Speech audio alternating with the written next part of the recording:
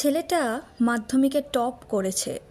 সঙ্গত কারণেই ছেলেটার স্টাডি প্ল্যান, অধ্যবসা, হার্ডওয়ার্ক, স্ট্র্যাটেজি নিয়ে আলোচনা হওয়া উচিত। একটা সুস্থ স্বাভাবিক সমাজে সুস্থ স্বাভাবিক মানুষের কাছে সেটুকুই প্রত্যাশা করা থাকে।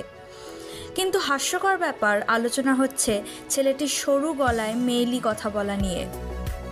হ্যাঁ, আপনি ঠিকই ধরেছেন, সে আর কেউ নয়, বীরভূম জেলার রামপুরহাট জিতেন্দ্রলাল বিদ্যাভবনের ছাত্র স্পন্দন মৌলিক। বড় হয়ে সে বিজ্ঞানী হতে চায়।